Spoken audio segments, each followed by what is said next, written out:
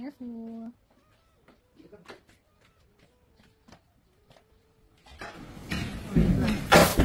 Hi, Daddy!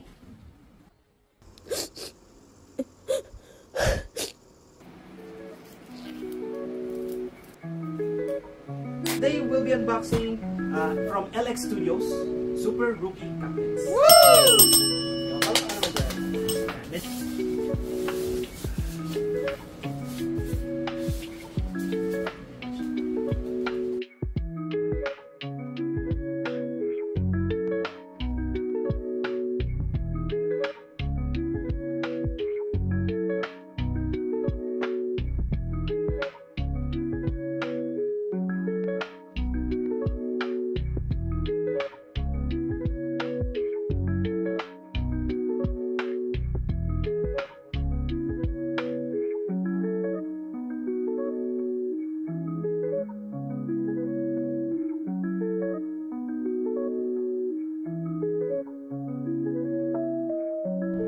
Yon guys, it took a while pero yan, we have finally built our resin statue. So quick 360 muna tayo before we put this into our glass cap.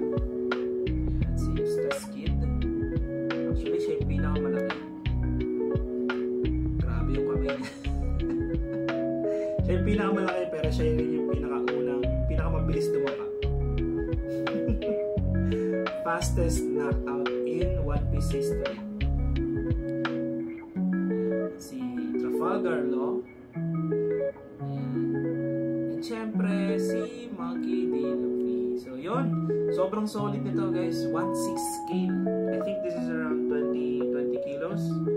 Yun guys, sana nagustuhan nyo itong video clip na to. And please like, share, and follow.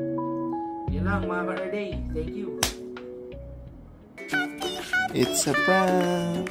Ayan guys, walang issue, walang basag, walang sira. Hehe.